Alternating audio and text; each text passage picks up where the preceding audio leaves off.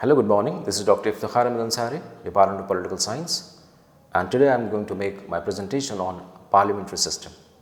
Now, parliamentary system has certain distinguishing features, and one of the prominent feature is that of having dual heads, like two heads. One is nominal and other is the real head. So, the executive branch of the government is divided into largely formal head of the state, that is the monarch, and the head of the government, that is the prime minister, who exercises most of the executive power and is responsible to the parliament. The function of the head of the state is not to govern, but to see that there is a government.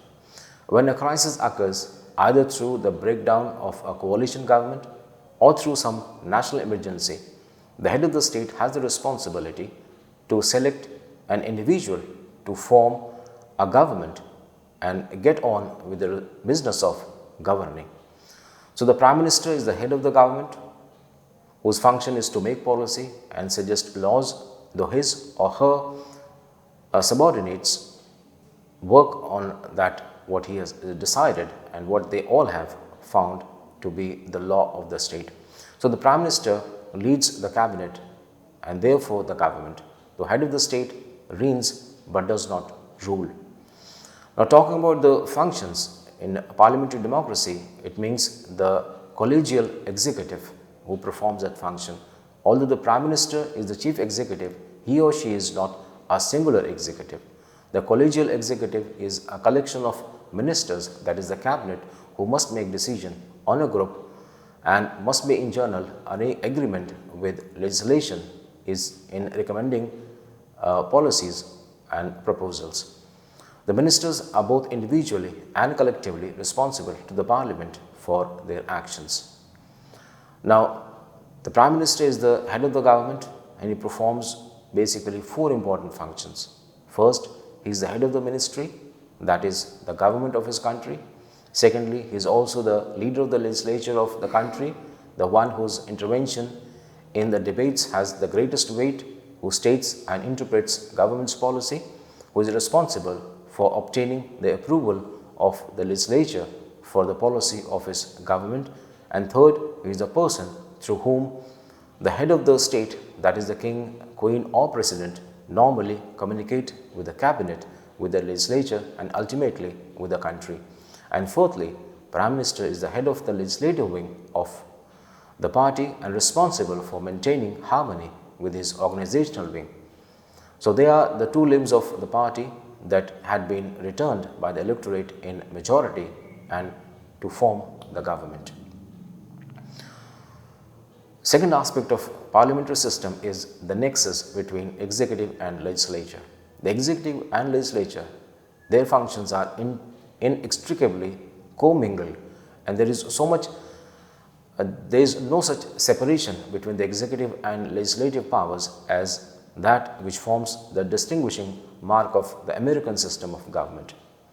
On the contrary, we find there is a close and intimate interdependence of both the executive and legislative departments. Dicey emphasizes, saying that the parliamentary system is founded on a fusion of executive and legislative powers and at the same time upon the maintenance of harmonious relations between these two organs. Begot, he defines cabinet as a hyphen that joins the buckle that binds the executive and the legislative departments together. The members of the cabinet are members of the legislature as well as the head of the executive department of the government. They are responsible for defining the broader lines of national policy, collectively constituting the government, running the administration. So they resolve, they initiate and they pilot in parliament legislations which they deem essential for carrying out their policy. So ministers must always be prepared to answer the questions put to them while the legislature is in session and impart all information which ministers consider necessary to elicit from the government and to defend their policies whenever the questions are raised or criticisms are made or they are called upon to give an account of their official conduct. So the ministry therefore is a committee of legislature sharing in both creation and the administration of law and responsible and subject to the control of legislature. One of the features of parliamentary system is party government. So parliamentary democracy also means a democracy which is based on party responsibility. As we saw, the majority party or a coalition of parties commanding majority in the parliament forms the government. The political parties in parliamentary system have a clearly defined platform and on which the position of party with regard to a wide variety of issues is stated. The party performs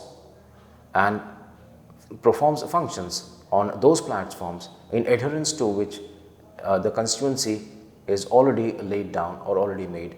So when the cabinet suggests a piece of legislation that would fulfill a pledge made in the party platform, all members of the majority platform must vote for that particular law.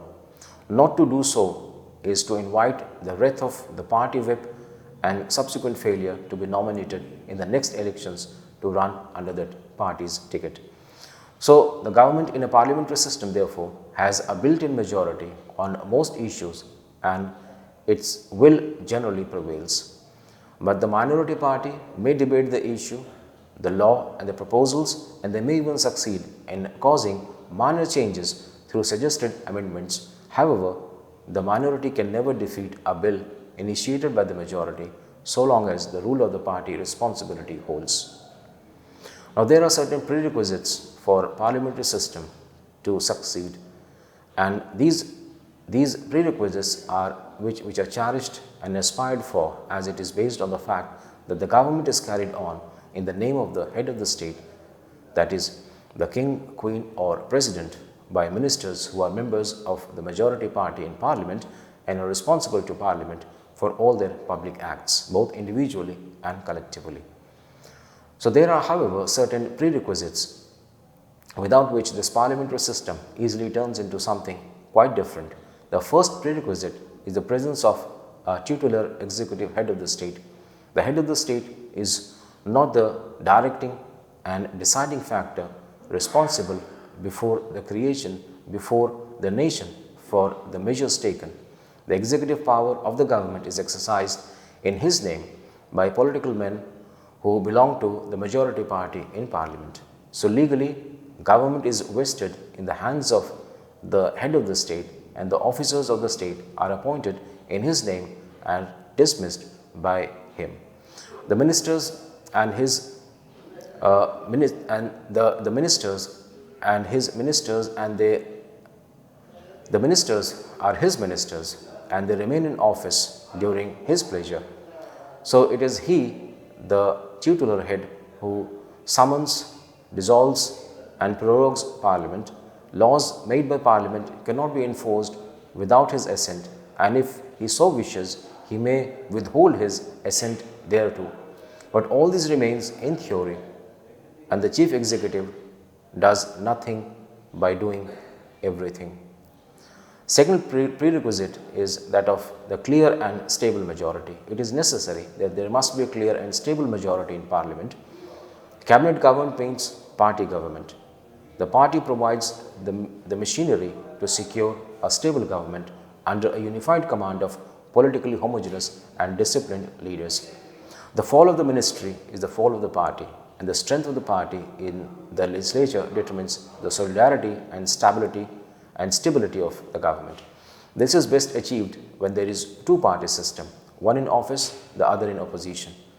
But fairly good results can also be obtained when there are fairly solid blocks, each consisting of parties who habitually work together and who have enough in common to permit them to evolve a definite political program.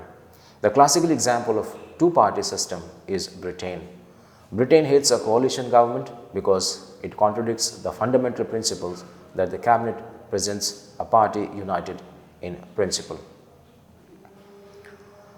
Now, legislative responsibility is another prerequisite of a parliamentary system. So, ministers in a parliamentary system are answerable to the legislature, and they remain in office as long as they can individually and collectively retain its confidence. Each minister directs the work of the department over which he presides in accordance with the policy as determined and decided by the cabinet, and he is answerable to the legislature for its successful implementation. In addition to this individual responsibility, each minister shares a collective responsibility with other members of the government for anything of high importance that is done in any other branch of public business besides his own. On matters of high policy, the ministry comes into office as a unit, remains in office as a unit, and remains in office as a unit and goes out of office also as a unit. So ministerial responsibility ensures cohesion and solidarity and accounts for the stability of the government. Moreover, responsibility and responsiveness go together, and it is only in parliamentary system of government that both can be secured. Another aspect, which is an important aspect, is that of moderation. Now, successful parliamentary system it observes certain degree of moderation among the political parties. Now, cabinet system is a democratic mechanism, and democracy is inseparable from the belief in methods of peaceful persuasion, in the ultimate reasonableness of man and his response to rational arguments. It is accordingly necessary that both the majority party and the opposition should understand and observe the rules of the game. The public duty of the opposition is to criticize and oppose the policy of the government, to attack the government and individual ministers, and the majority party at its end must govern openly and honestly, and it should meet criticism by suppressing opposition through its dialogues and its arguments, but not by force, not by irrational arguments. It means that there should prevail a sense of give and take and the habit of tolerance and compromise. They must have a strong commitment to the democratic process itself. Then another prerequisite is that of right to dissolution. The right of dissolution is vital to the smooth functioning of the parliamentary system. If judiciously used, it is a solution to any possible deadlock. If the cabinet and the parliament disagree, the electorate will decide between them. The appeal to the people as the ultimate source of political authority is the only logical manner of settling any serious dispute between the rival agencies of the state. Now, lack of it means the parliamentary absolutism. Now, being safe from dissolution and confidence that its tenure goes by calendar, the legislature can overthrow the cabinet with impunity.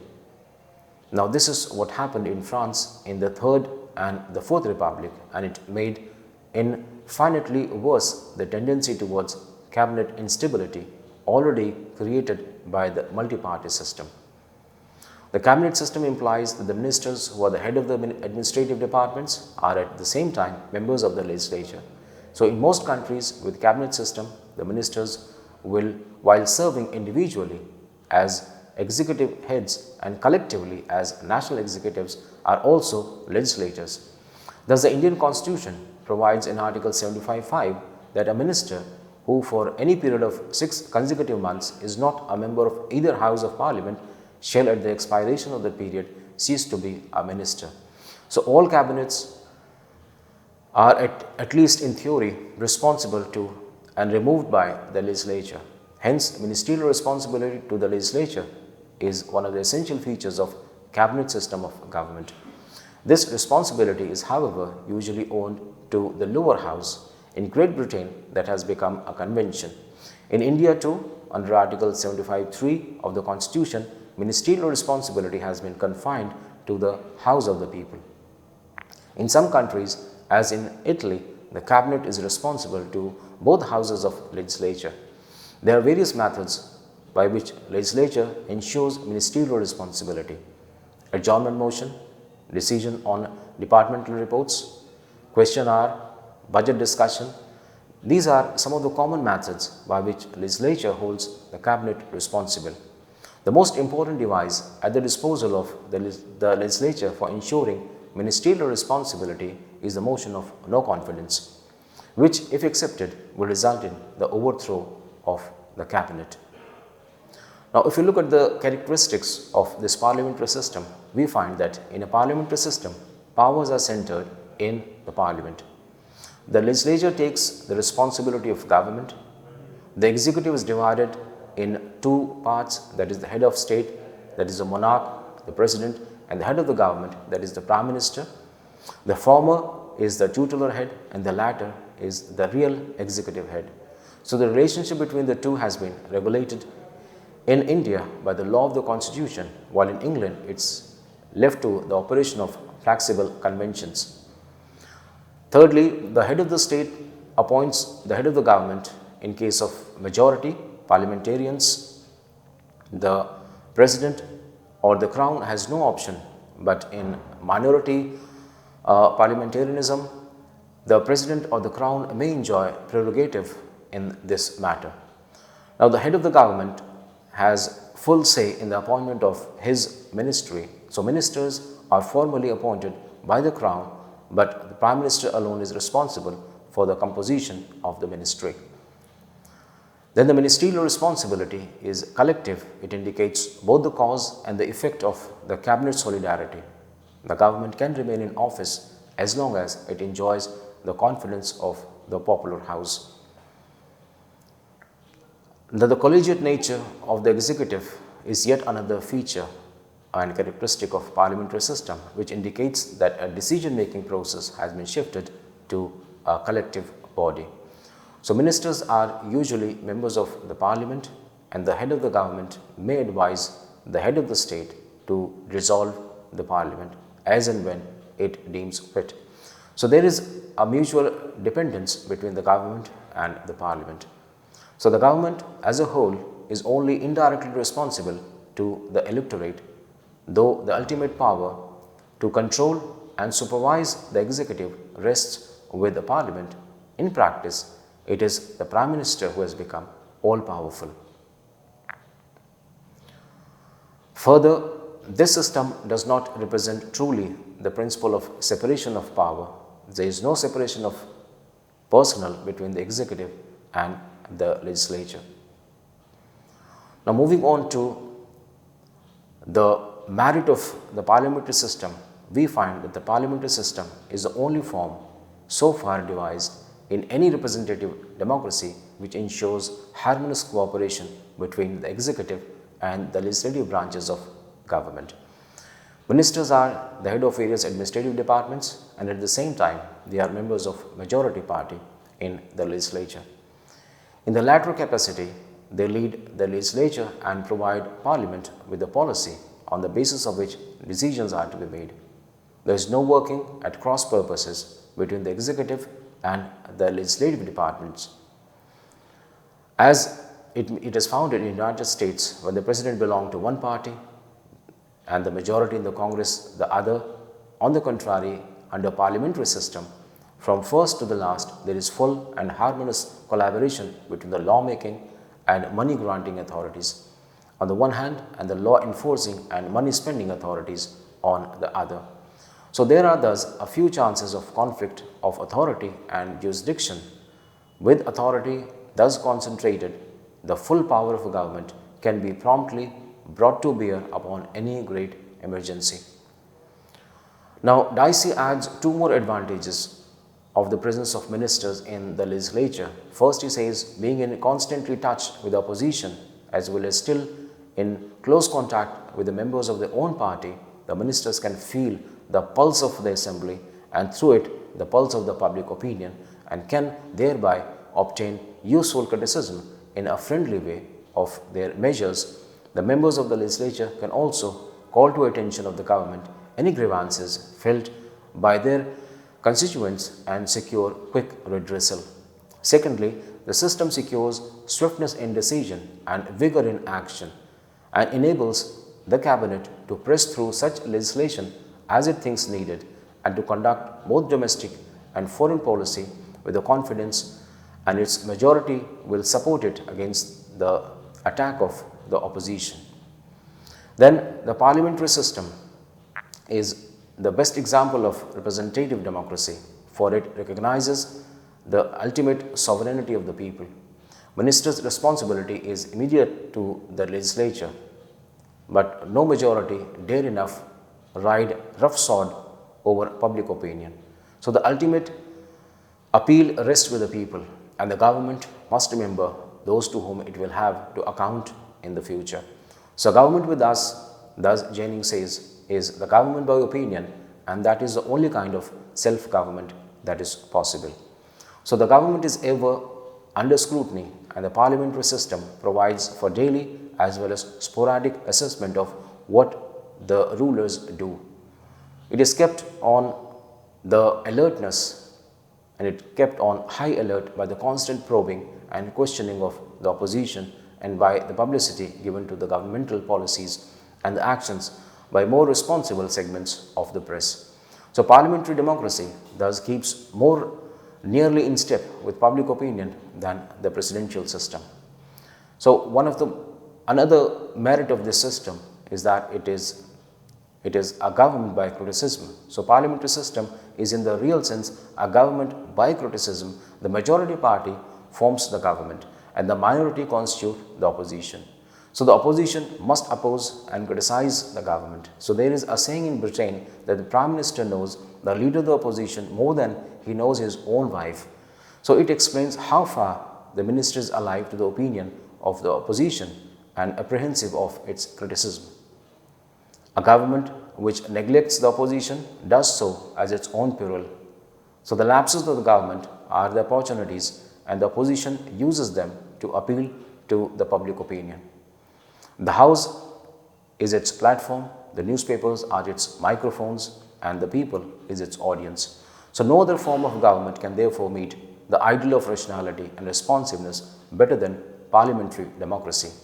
In his inaugural address to the 37th Commonwealth Parliamentary Conference at New Delhi on September 23, 1991, the President of India, R. Venkataraman, described the system of parliamentary democracy as superior to all other systems that human ingenuity has so far been able to devise, and emphasized that if worked properly and honestly, there was perhaps no better substitute than the representative parliamentary democracy. Another feature which differentiates and distinguishes it from the presidential form is that it is flexible and elastic. Now, this is a claim which, according to Begot, it is highly eulogized this aspect and pointed out that under the system, people, they choose a ruler for the occasion who may be specially qualified to successfully pilot the ship of the state through a national crisis. Now, Churchill replaced Chamberlain as Prime Minister because national emergency demanded it, and this change was brought about without any political upheaval in the country. So such quick changes, the flexibility and elasticity can alone be seen in the case of the parliamentary system.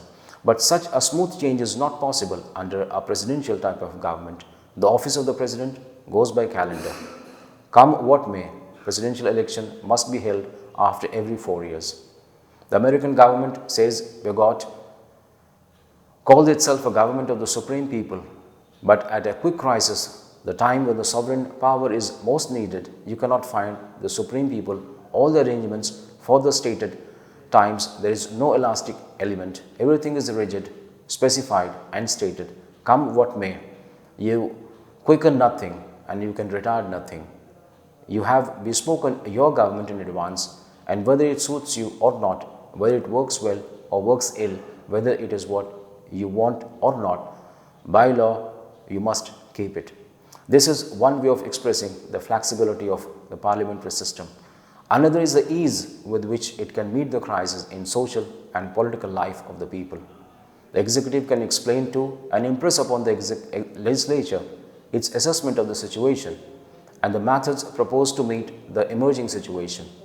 Even well-established customs may be waived temporarily, as was done in Britain in 1931 when the ministers agreed to differ as against the Constitutional Convention of Collective Responsibility to meet the abnormal situation.